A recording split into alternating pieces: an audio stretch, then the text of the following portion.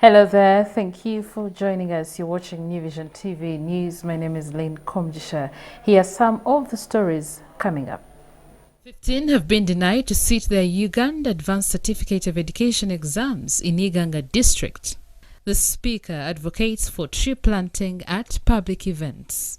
In around East Africa, Raila Odinga has unveiled 2022 alliance. In our daily Pal of Africa, we look at the joy of rafting on River Nile.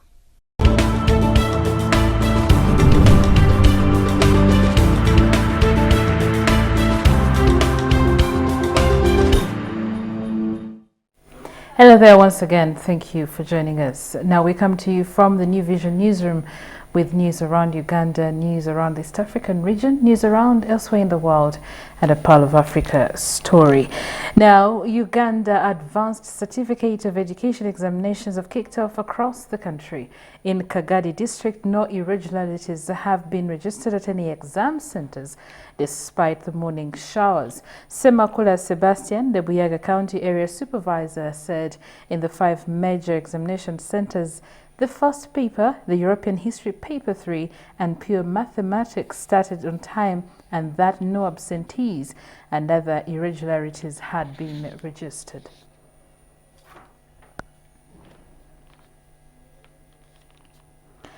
Meanwhile, in Uganda, 15 candidates of Top Care Senior Secondary School in Uganda municipality have missed the starting for today's papers, and at least 30 others remain in suspense after the school administration blocked them over failure to clear fees balances. The school bursar, Mr. Paul Mpongo, is said to have chased them from school, prompting them to run to police for help. The resident district commissioner, Eve Kwesiga, the local council 5 chairperson Patrick Kayemba, the DPC David Ndaula, Inspector of Schools Bernard Kabambwe, and Ben Weiss were in charge of exam supervision, intervened, but all in vain.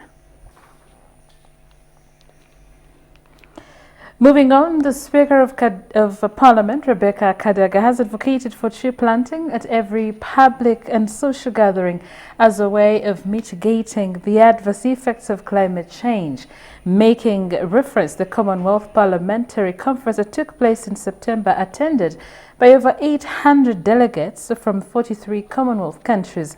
The Speaker said they used the occasion to plant trees in 4 regions of the country. Kadaga was speaking at a para session on the subject of global warming and climate change and the 2030 Agenda for Sustainable Development during the 20th International Conference of Chief Justices of the World taking place in Lucknow, India yesterday. The Parliament of Uganda is engaged in a tree planting campaign in different parts of the country. We work with different communities to make sure that we are planting trees. And recently, my country held the Commonwealth Parliamentary Conference, the 64th conference. And on one of the days, together with the delegates, we went to 4 parts of the country, and the delegates planted 1,630 trees on one day. And that's what we have. Wherever they planted, that is the CPC conference, forest. So we now have 4 forests in Uganda, which are part of the Commonwealth Parliamentary Conference. So we have CPC forests. We're going to make sure that they grow and increase, and we plant many more. So it's really, really important that we inculcate the culture of preservation to our children. In my constituency, I have advised all the families to do a few things. One, that at every marriage, we should plant 5 trees at the boys' home, 5 at the girls' home, 5 where they're going to live. If there is a death, we should plant trees. Baptism, we should plant trees. Graduation, we should plant trees. So for every occasion, we will plant trees so that we add more to the forest cover. The retired second Bishop of Anglican Diocese of Chittagong has passed on. Bishop Emeritus Benjamin Ojwang, 67, passed on this morning at Chirudu General Hospital. Ojwang was readmitted at Go Regional Referral Hospital in September after his condition worsened and later referred to Chirudu General Referral Hospital for specialized treatment. The Provincial Secretary of the Church of Uganda, Reverend Captain William Ogeng, confirmed the information, saying the prelate breathed his last this morning. We'll now take a look at news around the East African region.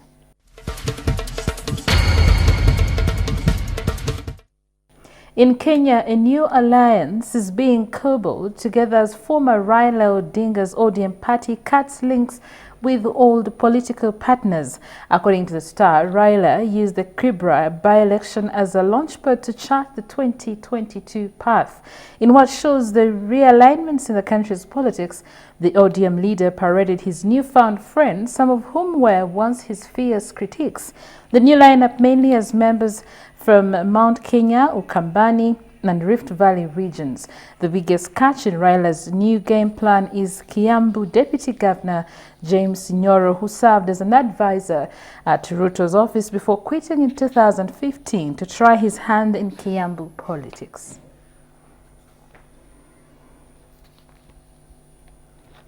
From Tanzania, Tanzania's opposition party says it will boycott local elections later this month, accusing the government of impeding its candidates from running and making a mockery of democratic processes. Chadema, the main opposition outfit that has faced increasing hostility under President John Magufuli, made the announcement late Thursday following an extraordinary meeting of its leadership.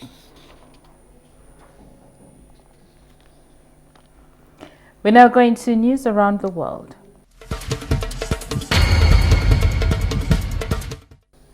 Now, since the Suez Canal was inaugurated amid pomp and ceremony 150 years ago, it has become one of the world's most important waterways. But its anniversary will only be discreetly marked in Egypt. The man-made canal was excavated between 1859 and 1869 in an ambitious project to connect the Mediterranean to the Red Sea and cut shipping times for growing international trade from Europe to Asia. The Suez Canal is not a prerogative of one nation, declared Ferdinand de Lesseps, the French diplomat credited with masterminding the project, drawing from the dreams of the pharaohs who drenched a similar channel 4,000 years earlier. The disgraced Catholic Cardinal George Pell will learn Wednesday whether Australia's High Court will hear an appeal against his child sex abuse convictions, the last possible avenue to clear his name. Pell, a former Vatican treasurer, is serving a six-year sentence for sexually assaulting two choir boys in a Melbourne cathedral in the 1990s. A High Court spokesman told AFP today that Australia's most senior judges will hand down their decision in Canberra on Wednesday on whether to consider Pell's case. It comes just over 2 months after the 78-year-old filed an application for leave to appeal with the court. We now take a break and return with news in business. Welcome back from that break. Let us now look at news in business.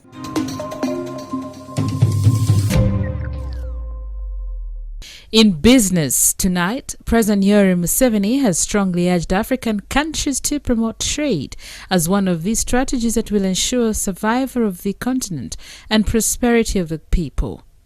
The president was opening the Uganda Democratic Republic of Congo Joint Business Forum at Munyonyo that is running under the theme promoting bilateral trade for mutual peace and prosperity. He called on the participants of the conference to frankly discuss obstacles to trade between Uganda and DRC as he and his counterpart, President Felix Tshisekedi, who is on a state visit to Uganda, will on their part discuss way forward to maximize the prosperity of the people of DRC, East Africa, and Africa as a whole. The Minister of External Trade in the DRC, Jean-Lucien Bussa, who led the DRC delegation at the forum, assured the Uganda business community of available investment opportunities as well as tax incentives in his country. The chairperson of the Uganda Private Sector Foundation, Patrick Bitatude, pointed out some of the challenges the business community faces, especially at the border, that include immigration issues, the road network in DRC, as well as the high air travel costs. Ngomoromo Market in Lokung Sub-County Lamo District remains unoccupied 6 years after it was commissioned.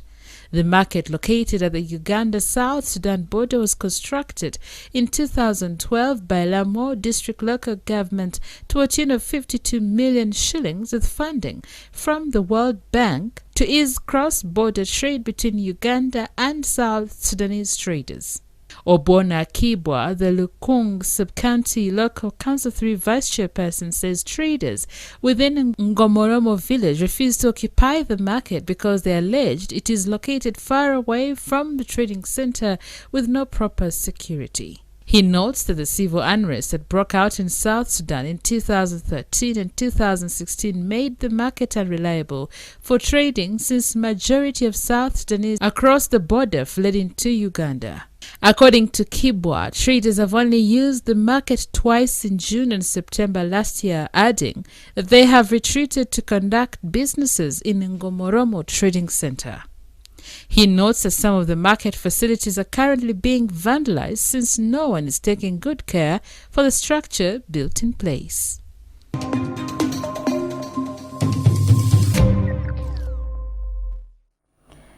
That was news in business. Now, for Pearl of Africa, you can never know what you're capable of doing unless you try it.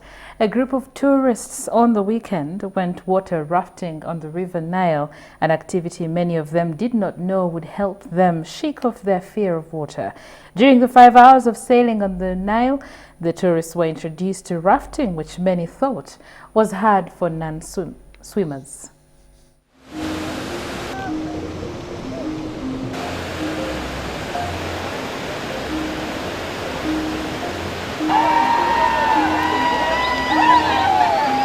I'm glad to be here for my second time rafting with White Nile.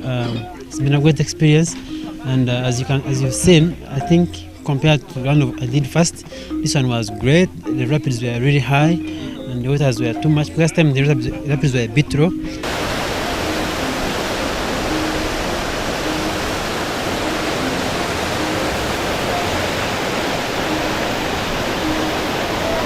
It was brilliant. It was amazing. Yeah. What is the most interesting part? For me, coming from Ethiopia, this is part of the identity as well, because it's Blue Nile. No, unfortunately we don't.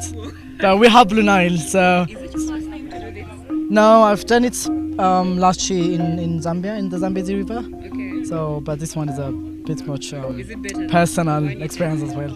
I think it's okay.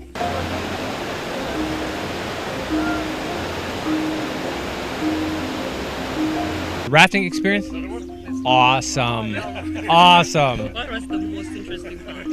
When the boat went over and we were floating down, hanging on to the boat, and the rapids were flying around us. It was really amazing. Would you recommend this experience to anyone else? Absolutely. Absolutely. Come here, do the rafting. Great.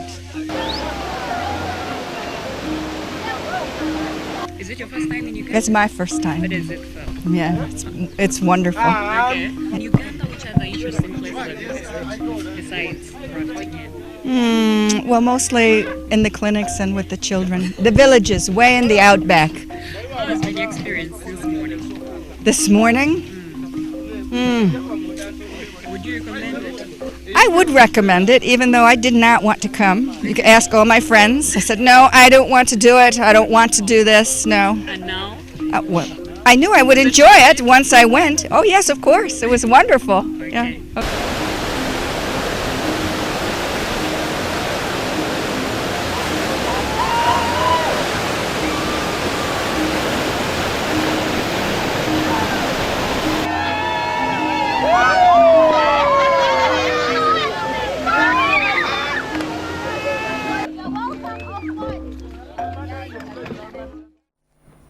I think we all ought to enjoy some rafting. Well, for our special report today, it is 1 year since 10 students of Manya Senior Secondary School were burnt in a school dormitory. The investigations into the school fire that left over 40 students injured and property worth millions of money has never been completed. New Vision TV looks at what happened and how far the case has gone. Today, November 11th, 2019, marks 1 year since 10 students died in a dormitory fire at St. Bernard's Manya Senior Secondary School in Chifamba Sub-County last year. Unknown arsonists sneaked in and torched the Senior 3 dormitory. They locked the dormitory doors with a padlock to ensure none of over 60 occupants escaped from the burning dome. At least 37 were severely wounded. Few others escaped with minor injuries, while scholastic items worth millions of shillings were destroyed.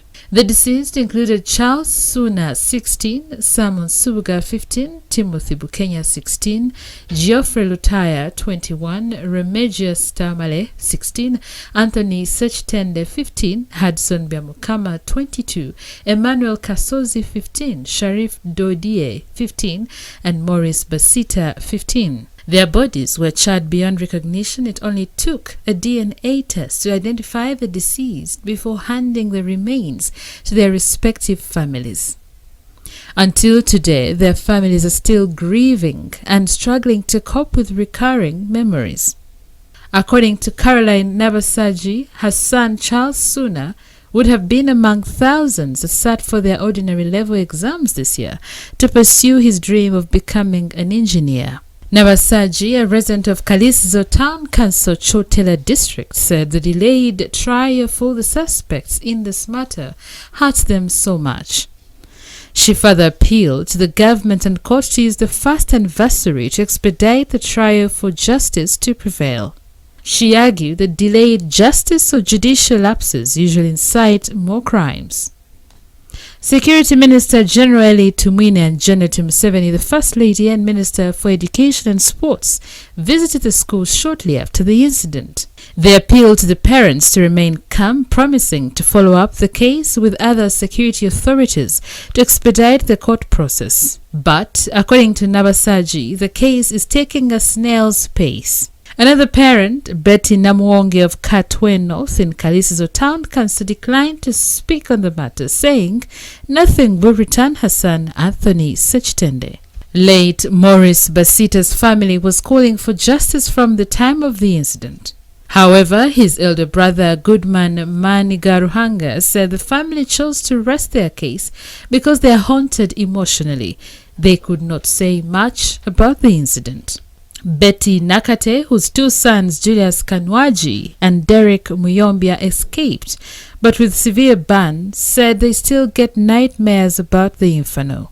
Although they escaped, Nakate explained that their scars sometimes swell. They actually don't know at what stage the cases have appealed for speedy justice since the incident, but they continue losing hope every day to the persistent delays. She appealed to the government to intervene as it did with the murder of Maria Nagrinya, a social worker, and her driver Chitaimbwa, among other cases. However, despite the gruesome incident, Nakate said she took back her sons to the ill-fated school after the new administration improved on the security of the school. Nakate notes that at first they were worried, but they got used to it.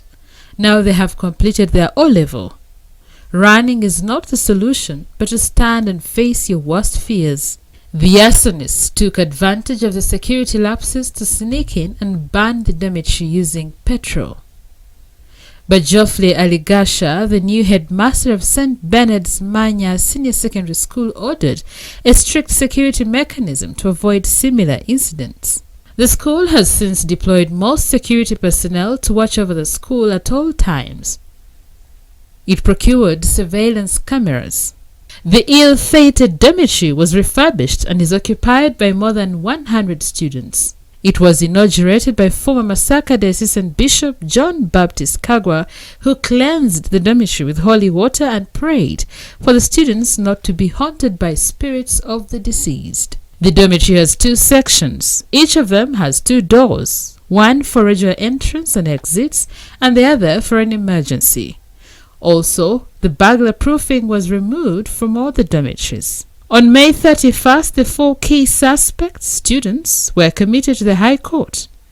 The students are Alex Talemwa, 18, Junior Mugarura, 18, Dixon Chisule, 18, and Edison Neal, 21. Prosecution led by Victoria Ann Nanteza said they were through with investigations and ready to proceed for trial. It was the 6th time the suspects appeared in court, only for mentioning and remand. They first appeared before the Chief Magistrate's Court on November 27, 2018.